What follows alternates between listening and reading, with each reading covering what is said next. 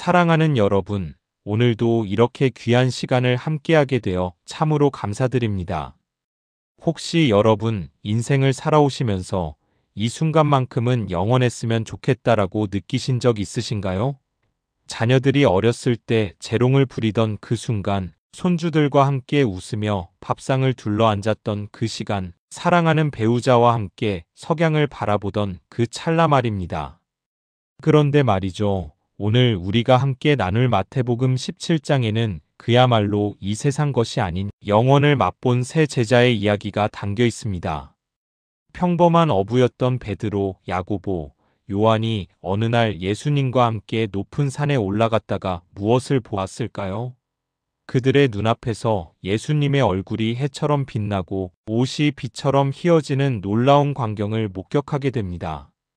심지어 이미 세상을 떠난 지 오래인 모세와 엘리야까지 나타나 예수님과 대화를 나누는 거예요. 하지만 그 영광스러운 순간 이후에는 또 어떤 일이 벌어질까요? 산에서 내려오니 귀신 들린 아이로 고통받는 아버지가 기다리고 있었고 제자들은 그 아이를 고치지 못해 당황하고 있었습니다. 또한 예수님께서는 자신이 곧 고난을 받으실 것이라는 충격적인 예언도 하시지요. 오늘 우리는 이 모든 이야기를 천천히 그러나 가슴 뜨겁게 나누어 보려고 합니다. 영광의 순간과 현실의 고난, 믿음의 능력과 인간의 연약함, 그리고 그 모든 것을 아우르시는 예수님의 사랑에 대해 말입니다. 자, 그럼 이제 편안히 앉으셔서 함께 마태복음 17장의 놀라운 여정을 시작해 볼까요? 자, 이야기는 이렇게 시작됩니다. 예수님께서 베드로와 야고보, 그리고 야고보의 동생 요한만 데리고 높은 산으로 올라가십니다.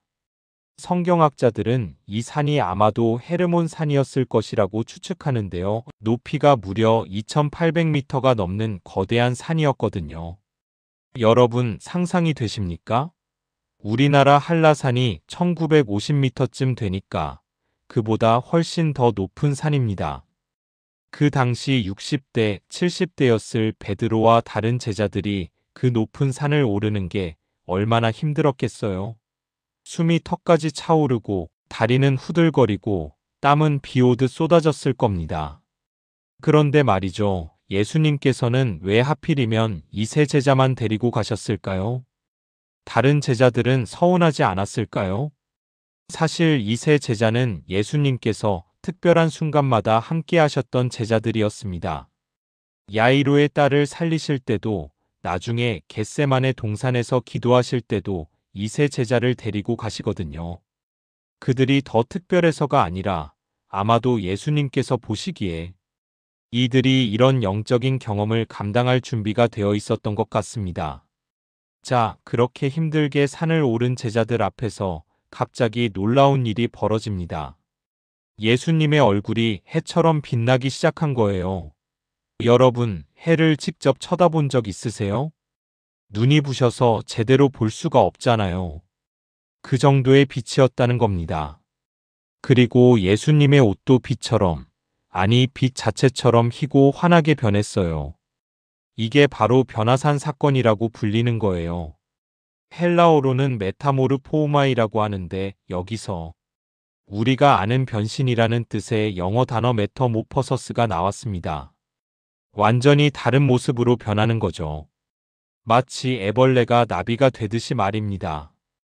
그런데 여러분, 더 놀라운 일이 벌어집니다. 갑자기 모세와 엘리야가 나타난 거예요. 모세는 이미 세상을 떠난 지 1400년도 넘었고 엘리야도 800년도 더 전에 불수레를 타고 하늘로 올라간 선지자입니다. 그런데 그들이 살아있는 것처럼 예수님과 함께 이야기를 나누고 있었던 거예요. 성경은 그들이 무슨 이야기를 나누었는지 자세히 기록하지 않았지만 누가복음을 보면 예수님께서 예루살렘에서 이루실 일, 즉 십자가의 죽음과 부활에 대해 말씀하셨다고 나와 있습니다. 모세는 율법을 대표하고 엘리야는 선지자를 대표하는 인물이거든요. 그러니까 구약의 모든 말씀이 예수님을 가리키고 있다는 것을 보여주시는 장면이었던 겁니다. 베드로는 이 광경을 보고 너무나 황홀했던지 입을 열어 이렇게 말합니다. 주님, 우리가 여기 있는 것이 좋사오니 주님께서 원하시면 제가 여기에 초막셋을 짓겠습니다. 하나는 주님을 위하여, 하나는 모세를 위하여, 하나는 엘리야를 위하여 짓겠습니다. 여러분, 베드로의 심정을 이해하시겠어요? 이 순간이 너무 좋아서 이 영광스러운 순간이 계속되길 바랐던 거예요. 산 아래의 힘든 현실로 돌아가고 싶지 않았던 겁니다. 우리도 그렇지 않습니까? 좋은 순간은 멈춰 있었으면 좋겠고 힘든 현실은 피하고 싶은 게 인간의 마음이니까요. 그런데 말이죠. 베드로가 아직 말을 채 끝내기도 전에 갑자기 빛난 구름이 그들을 덮었습니다. 그리고 구름 속에서 음성이 들려왔어요. 이는 내 사랑하는 아들이요. 내 기뻐하는 자니 너희는 그의 말을 들으라. 아, 여러분. 이 음성을 어디선가 들어보신 적 없으세요? 맞습니다. 예수님께서 요단강에서 세례를 받으실 때 하늘에서 들렸던 그 음성과 똑같은 거예요. 하나님, 아버지께서 직접 예수님이 누구신지를 증거하시는 겁니다. 그 음성을 들은 제자들은 어떻게 했을까요? 너무나 두려워서 얼굴을 땅에 대고 엎드렸습니다. 당연한 반응이죠. 거룩하신 하나님의 임재 앞에서 인간이 설 수 있는 사람이 어디 있겠습니까? 모세도 하나님을 만날 때 얼굴을 가렸고 이사야 선지자도 하나님의 영광을 보고 화로다 나여 망했도다 라고 외쳤잖아요. 그때 예수님께서 제자들에게 다가오셔서 그들을 만지시며 말씀하십니다. 일어나라, 두려워하지 말라. 얼마나 따뜻한 음성이셨을까요? 제자들이 고개를 들어보니 이제 모세도 엘리야도 보이지 않고 오직 예수님만 거기 계셨습니다. 여러분, 이게 바로 우리 신앙의 핵심입니다. 율법도 중요하고 선지자들의 말씀도 중요하지만 결국 우리가 바라보아야 할 분은 오직 예수님 한 분이라는 거예요. 모든 것이 예수님을 가리키고 예수님 안에서 완성되는 겁니다. 산에서 내려오면서 예수님께서 제자들에게 명령하십니다. 인자가 죽은 자 가운데서 살아날 때까지는 본 것을 아무에게도 말하지 말라. 제자들은 고개를 끄덕였지만 속으로는 죽은 자 가운데서 살아난다는 게 무슨 뜻이지? 하고 의아해했을 겁니다. 그들은 아직 예수님의 죽음과 부활을 이해하지 못했거든요. 그러면서 제자들이 질문을 합니다. 그러면 어찌하여 서기관들이 엘리야가 먼저 와야 한다고 말합니까? 당시 유대인들 사이에는 메시아가 오시기 전에 엘리야가 먼저 와서 모든 것을 준비할 것이라는 믿음이 있었거든요. 말라기 선지자의 예언에 근거한 믿음이었습니다. 예수님께서 대답하십니다. 엘리야가 와서 모든 것을 회복할 것이다. 그러나 내가 너희에게 말하노니 엘리야가 이미 왔으되 사람들이 그를 알아보지 못하고 임의로 대우하였다. 인자도 그들에게 그렇게 고난을 받을 것이다. 그제야 제자들이 깨달았습니다. 아, 예수님께서 말씀하시는 엘리야가 바로 세례 요한이구나. 세례 요한이 엘리야의 영과 능력으로 와서 주님의 길을 준비했지만 사람들이 그를 알아보지 못하고 결국 헤롯에 의해 목이 잘렸던 거예요. 그리고 예수님도 마찬가지로 고난을 받으실 거라는 말씀이었습니다. 여러분 생각해 보세요. 제자들의 마음이 얼마나 복잡했을까요? 방금 전까지만 해도 영광의 빛 가운데 계신 예수님을 보았는데 이제 예수님께서 고난받으실 것이라는 말씀을 들으니 말입니다. 영광과 고난, 이 두 가지가 동시에 예수님의 길이었던 겁니다. 자, 이제 장면이 바뀝니다. 예수님과 세 제자가 산에서 내려오니 많은 무리가 모여 있었습니다. 그리고 한 사람이 예수님께 달려와 무릎을 꿇고 간청합니다. 주님, 제 아들을 불쌍히 여겨 주십시오. 간질병으로 심하게 고생하고 있습니다. 자주 불 속에도 넘어지고 물 속에도 넘어집니다. 여러분, 이 아버지의 심정이 느껴지시나요? 자식이 아픈 것보다 더 가슴 아픈 일이 세상에 어디 있겠습니까? 더구나 이 병은 단순한 병이 아니라 귀신이 들린 것이었어요. 아이는 자기 의지대로 행동할 수 없었고 귀신이 아이를 불 속에 던지고 물 속에 던져 죽이려고 했던 겁니다.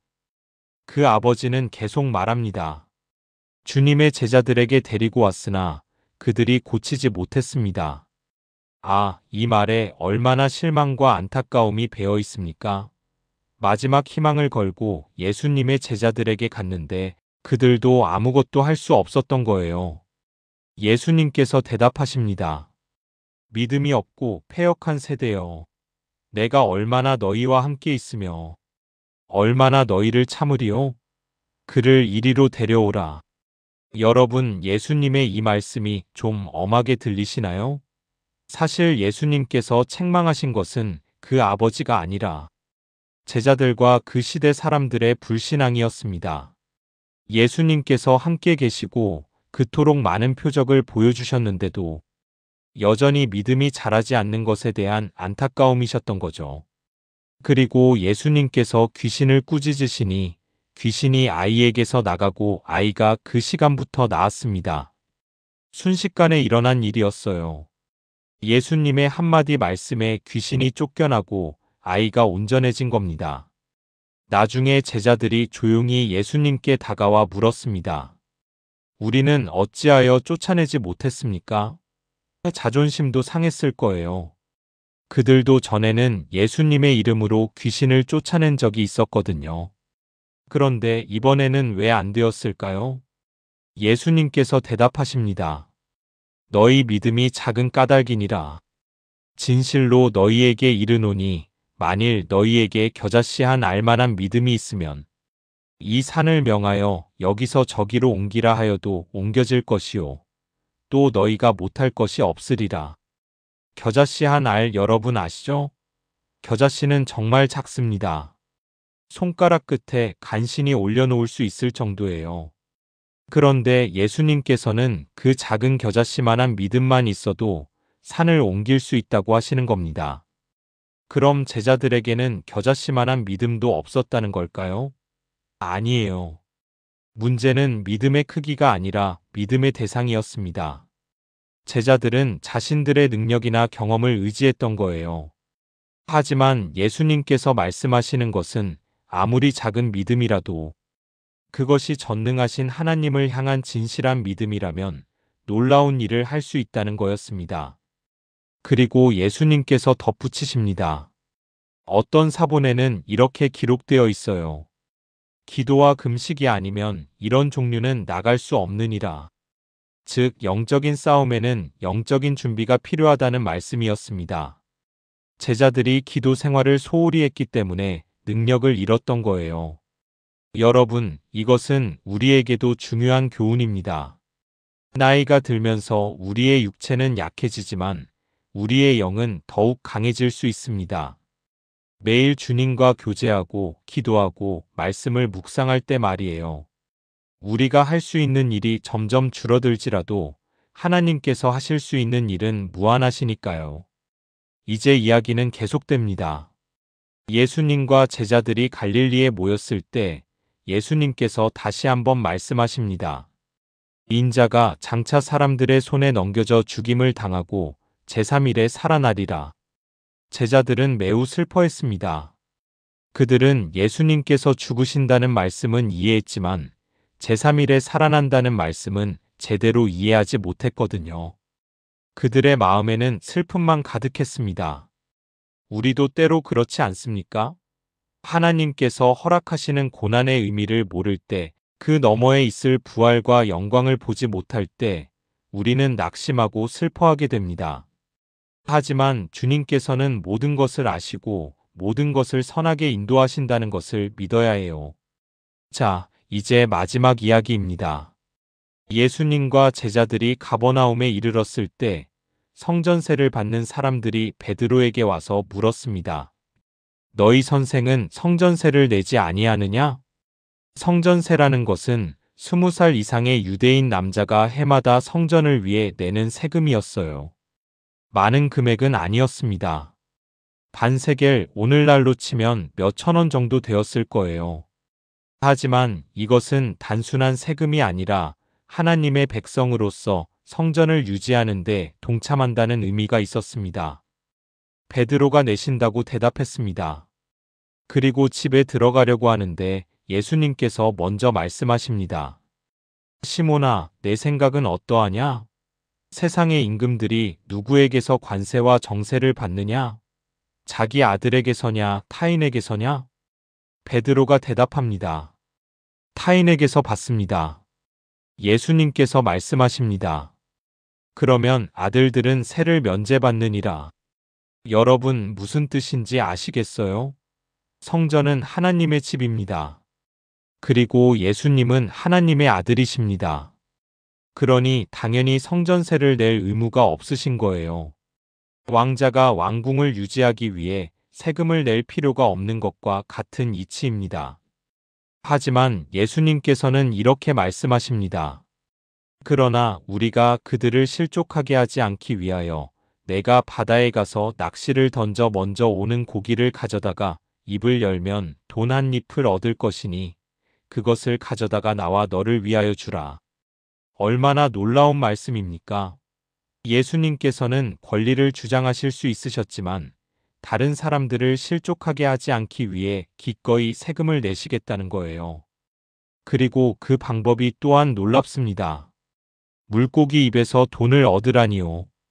베드로가 바다에 가서 낚시를 던졌을 때 정말로 먼저 잡힌 물고기의 입에서 스타터 한 입, 즉 성전세 2사람분을 낼 수 있는 돈이 나왔습니다. 하나는 예수님을 위한 것이고 하나는 베드로를 위한 것이었어요. 여러분, 이 이야기는 무엇을 가르쳐 줄까요? 첫째로 예수님께서는 모든 피조물의 주인이시라는 것입니다. 바다의 물고기도 그 물고기 입에 있는 돈도 모두 주님의 것이에요. 주님께서는 필요한 때에 필요한 방법으로 공급하십니다. 둘째로 예수님께서는 겸손하셨다는 겁니다. 마땅히 면제받을 수 있으셨지만 다른 사람들이 오해하지 않도록 기꺼이 내셨어요. 이것이 바로 사랑이고 배려입니다. 셋째로 예수님께서는 베드로를 자신과 동등하게 대하셨습니다. 나와 너를 위하여라고 말씀하셨거든요. 주님께서는 우리를 하나님의 자녀로 왕자와 공주로 대하시는 겁니다. 자, 이제 마태복음 17장의 여정을 마무리할 때가 되었네요. 우리는 오늘 정말 놀라운 이야기들을 함께 나누었습니다. 먼저 변화산에서의 영광을 보았습니다. 예수님의 참모습, 그분의 신성을 드러내시는 장면이었죠. 모세와 엘리야가 나타나 구약의 모든 말씀이 예수님을 가리킨다는 것을 보여주었고, 하나님 아버지께서 직접 예수님이 누구신지를 증거하셨습니다. 하지만 그 영광의 순간은 짧았습니다. 곧 산 아래에 고통받는 현실로 내려와야 했어요. 귀신 들린 아이와 그를 고치지 못한 제자들의 무력함을 보았습니다. 그리고 예수님께서 앞으로 당하실 고난에 대한 예고도 들었습니다. 마지막으로 성전세 이야기를 통해 예수님의 겸손과 지혜, 그리고 그분의 놀라운 능력을 보았습니다. 여러분, 이 모든 이야기가 우리에게 무엇을 말해줄까요? 첫째로 우리의 삶에도 산꼭대기의 경험과 골짜기의 경험이 있다는 것입니다. 때로는 하나님의 영광을 강렬하게 경험하는 순간이 있어요. 예배 중에, 기도 중에, 찬양 중에 하나님의 임재를 강하게 느끼는 순간 말이에요. 하지만 그런 순간은 오래가지 않습니다. 다시 일상으로, 현실로 돌아가야 하죠. 베드로처럼 우리도 주님, 여기가 좋사오니 계속 여기 있으면 안 될까요? 라고 말하고 싶을 때가 있습니다. 하지만 주님께서는 우리를 산 아래로 보내십니다. 고통받는 사람들이 있는 곳으로, 도움이 필요한 사람들이 있는 곳으로 말이에요. 둘째로 믿음의 중요성입니다. 겨자씨만한 믿음이라도 있으면 산을 옮길 수 있다는 예수님의 말씀을 기억하세요. 우리의 믿음이 작고 약하게 느껴질 때가 있습니다. 특히 나이가 들면서 건강도 약해지고 할 수 있는 일도 줄어들면서 무력감을 느낄 때가 있어요. 하지만 여러분, 믿음의 크기가 중요한 게 아닙니다. 믿음의 대상이 중요한 거예요. 우리가 의지하는 분이 전능하신 하나님이시라면 우리의 작은 믿음으로도 놀라운 일을 경험할 수 있습니다. 제자들이 귀신을 쫓아내지 못한 것은 기도를 소홀히 했기 때문이었어요. 나이가 들수록 우리가 더욱 힘써야 할 것이 바로 기도입니다. 우리의 육체는 약해지지만 우리의 영은 더욱 강해질 수 있어요. 매일 주님과 교제하고 기도하고 말씀을 묵상할 때 말입니다. 셋째로 고난 너머에 있는 영광을 바라보는 것입니다. 예수님께서는 십자가의 고난을 앞두고 계셨지만 그 너머에 부활의 영광이 있었어요. 변화산에서 미리 그 영광을 보여주신 것은 제자들이 앞으로 올 고난의 시기를 견딜 수 있도록 하기 위함이었습니다. 우리도 마찬가지입니다. 지금 우리가 경험하는 어려움, 질병, 외로움, 슬픔이 끝이 아니에요. 이 모든 것 너머에 하나님께서 예비하신 영광이 있습니다. 고린도후서 4장 17절 말씀처럼 우리의 잠시 받는 환난에 경한 것이 지극히 크고 영원한 영광에 중한 것을 우리에게 이루게 함이니라는 약속을 붙잡으세요. 넷째로 겸손과 배려의 마음입니다. 예수님께서는 성전세를 낼 의무가 없으셨지만 다른 사람들을 실족하게 하지 않기 위해 기꺼이 내셨어요. 우리도 때로는 우리의 권리를 주장할 수 있는 상황이 있습니다. 하지만 다른 사람을 위해, 평화를 위해, 사랑을 위해 양보할 수 있어야 해요. 특히 나이가 들면서 우리는 더 많은 경험과 지혜를 가지게 됩니다. 하지만 그것을 내세우기보다는 겸손하게 젊은 세대를 이해하고 포용하는 마음이 필요합니다. 예수님께서 베드로를 자신과 동등하게 대하신 것처럼 말이에요. 다섯째로 하나님의 공급하심을 신뢰하는 것입니다. 물고기 입에서 돈이 나온다는 것, 얼마나 놀라운 일입니까? 하나님께서는 우리가 상상할 수 없는 방법으로 우리의 필요를 채우십니다. 여러분 중에 혹시 경제적인 어려움을 겪고 계신 분이 있으신가요? 건강 문제로 고민하고 계신가요? 자녀나 손주 문제로 염려하고 계신가요? 주님께 맡기세요. 주님께서는 가장 좋은 때에 가장 좋은 방법으로 응답하십니다. 마지막으로 오직 예수님만 바라보는 것입니다. 변화산에서 제자들이 고개를 들었을 때 모세도 엘리야도 보이지 않고 오직 예수님만 계셨던 것처럼요. 우리 인생에는 많은 것들이 우리의 관심을 끕니다. 건강, 재산, 명예, 자녀, 손주들. 이 모든 것이 중요합니다. 하지만 가장 중요한 것은 예수님입니다. 우리가 예수님을 붙잡고 있으면 다른 모든 것은 제자리를 찾게 됩니다. 여러분, 우리는 지금 인생의 황혼기를 지나고 있습니다. 해가 서산에 기울어가는 시간이에요. 하지만 일몰이 아름답듯이 우리의 인생 황혼기도 아름다울 수 있습니다. 아니, 더 아름다워야 합니다. 왜냐하면 우리는 예수님을 알고 있으니까요.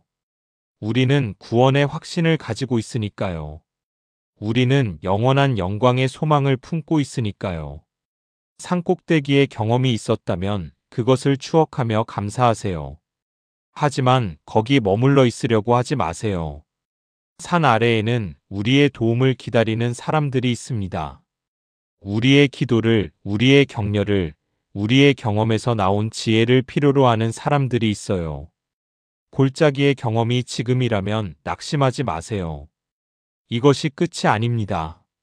고난 너머에 영광이 있고 눈물 너머에 기쁨이 있습니다. 주님께서 함께 하시니까요. 우리의 믿음이 작게 느껴질 때도 있을 겁니다. 괜찮습니다.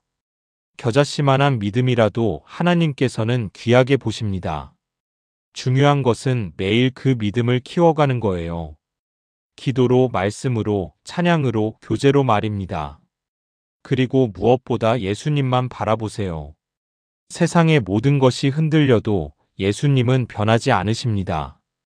어제나 오늘이나 영원토록 동일하신 분이세요. 사랑하는 여러분, 오늘 우리가 함께 나눈 마태복음 17장의 이야기가 여러분의 가슴에 깊이 새겨지기를 바랍니다. 변화산의 영광을 기억하고 골짜기의 고난 속에서도 주님을 신뢰하며 겸손한 마음으로 다른 사람을 섬기고 오직 예수님만 바라보는 복된 하루하루가 되시길 축복합니다. 여러분, 오늘 이 말씀이 여러분의 마음에 위로와 힘이 되었기를 바랍니다. 혹시 이 이야기를 들으시면서 마음에 감동이 있으셨다면 아래 구독 버튼을 눌러주세요. 그리고 좋아요도 눌러주시면 더 많은 분들에게 이 귀한 말씀이 전해질 수 있습니다. 여러분의 신앙 이야기나 간증이 있으시다면 댓글로 나눠주세요. 서로의 이야기를 들으며 우리는 더욱 힘을 얻고 격려를 받을 수 있습니다. 우리는 혼자가 아니라 함께 믿음의 길을 걷는 동행자들이니까요. 그리고 알림 설정도 켜주시면 새로운 성경 이야기가 올라올 때마다 가장 먼저 들으실 수 있습니다. 주님의 은혜와 평강이 여러분과 여러분의 가정에 늘 함께 하시길 기도합니다. 오늘도 귀한 시간 함께 해주셔서 감사합니다. 다음에 또 만나요. 샬롬.